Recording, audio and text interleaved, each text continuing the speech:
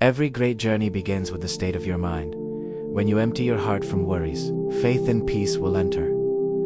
This is your story, a story of change. In the quiet corners of the night, a young man sat, a prisoner to his own thoughts. His world, once bright with dreams, was now shrouded in darkness.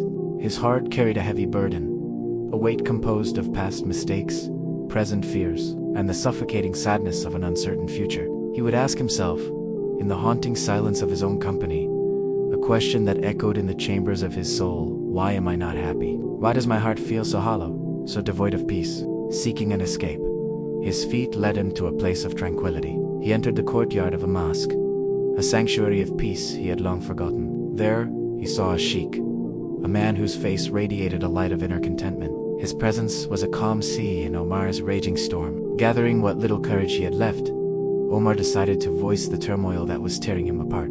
"Oh, wise one, my heart is not at peace. It feels broken and lost." The teacher looked at him not with judgment, but with deep compassion. He saw not a failure, but a soul yearning for its creator. "My son, your heart is not broken. Your heart is full. You must empty it to find the happiness you seek."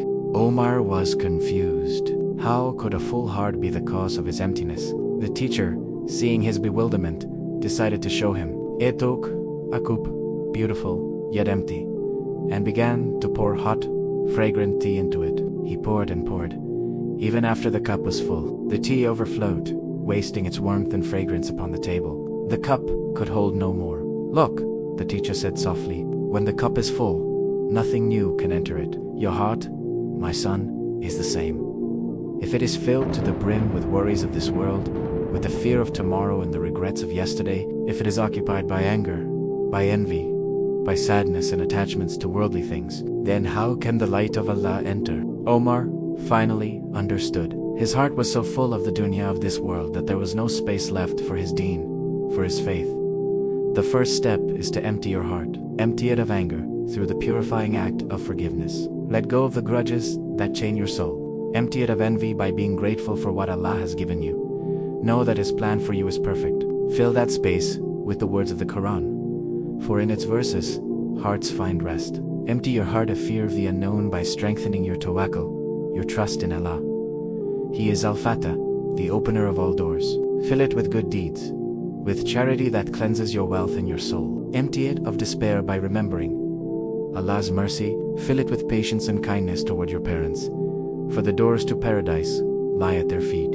With every act of worship, with every moment of remembrance, a space is cleared. With every prayer, a void is filled not with darkness, but with a divine and comforting light. Days passed, and then weeks.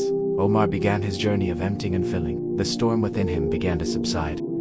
He emptied his nights of sleepless anxiety and filled them with heartfelt prayer, speaking to his Lord in the stillness of time. His heart, once heavy with sadness, became light with service to others. He learned that in giving, he received far more in return. The darkness in his heart was replaced by a radiant light. He had learned the ultimate truth. True peace comes only when you empty your heart of the world and fill it completely with faith in Allah. Your heart is a vessel. It was not created to be filled with the anxieties and worries of this temporary life.